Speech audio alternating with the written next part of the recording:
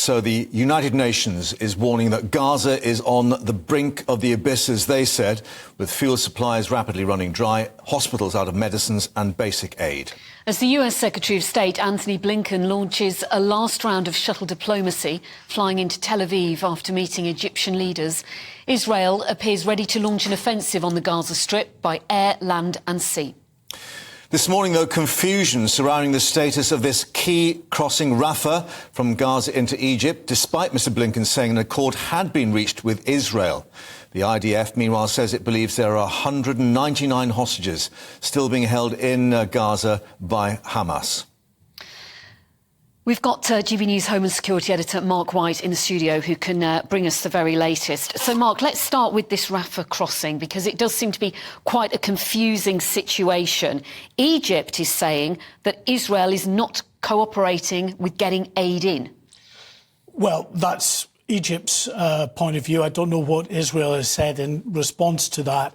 I do know that Israel has said that as yet no deal has been reached to open the Rafah crossing. Rishi Sunak has said this morning that actually it's a top priority for the UK government. Other friends of Israel who are trying to urge for some concerted action here to get this crossing open at some point today, because clearly there are trucks, there are vital aid supplies that are waiting to get in through Rafah to help people in Gaza, fuel supplies as well. Another issue, there have been UN fuel supply lorries that have been seen at the Rafah crossing. So in terms of getting that open, it's a priority, but no deal done as yet. It remains closed. Yeah, and certainly reports that Egypt has been holding talks with the United States, and we had Anthony Blinken there this weekend, about the numbers that might be allowed to cross from Gaza into Egypt and the possibility of some kind of refugee camp or at least field hospitals being set up in the Sinai Desert. Yeah, I mean, not something that Egypt is particularly keen on, and you can understand why. They don't want that refugee crisis just on the border there in their country. So it may be that in the first instance, if we see the Rafah crossing reopened, that it is to allow these aid supplies in and to allow those foreign nationals who are in Gaza, and indeed dual nationals perhaps, to exit through that crossing. I think that's certainly what the likes of Rishi Sunak is pushing for, and indeed Anthony Blinken, who we know has just landed back in Tel Aviv. Yeah, and the other changing situation, of course, is to the north then, with the border with Lebanon. There were reports earlier, Israeli radio, warning people to stay indoors, to move from these border villages with an incursion expected.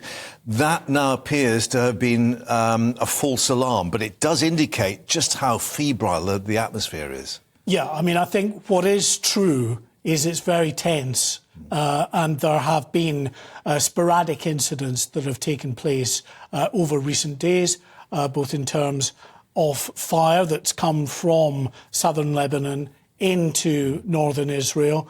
The town, I think you were referring to there, is Metula. Yeah. About 1,600 population. It's just a small town, but it's right on the border with southern Lebanon, and some real concerns, of course, that you can understand that it would be in the front line if anything was to happen with the Hezbollah, of course, in southern Lebanon, threatening the possibility that they could get involved in some significant degree in this war. They're already involved in the sense that they are sending sporadically small arms fire, occasional rockets over into northern Israel. But some real concern if they were to be fully committed to this conflict, then what that would do in terms of these communities, and what it would do to the Israeli Defence Forces up there as well. They've already had to split the Defence Forces, who would have been able to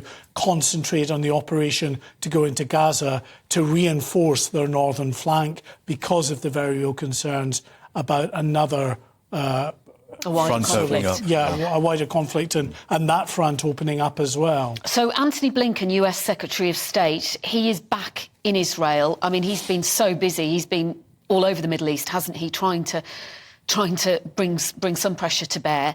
What will he be doing now he's back in Tel Aviv? Well, pushing for a number of things. I think in the first instance, trying to get the Rafah crossing open as well so that we can get those aid supplies in, fuel supplies in as well.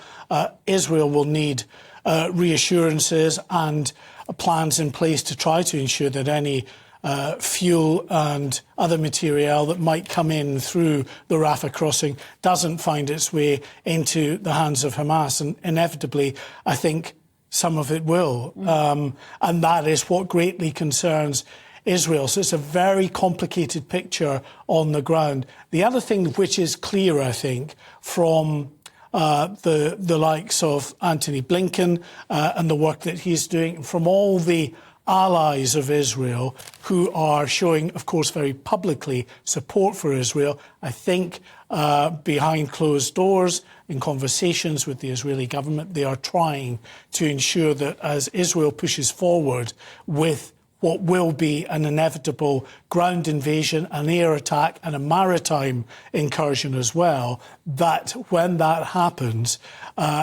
the risk to the people of Gaza is minimised as much as it can be, given the situation there, given the mass of people in this very small area. And this separate and also pressing question about the safety of the hostages being held there. We now have quite a detailed number from the IDF saying 199 being held, which indicates perhaps that they have got more intelligence on who's being held, if not where. And certainly we had, I think, some houses in Khan Yunis being bombed where they say that the commander of the Hamas Special Forces was targeted. So it looks as if they are maybe building up a picture of what's been going on inside Gaza. Yeah, I mean, it's going to be enormously difficult because clearly these hostages, it's absolutely hideous to say, but they are an asset as far as Hamas is concerned in trying to put obstacles in the way of the Israelis if they were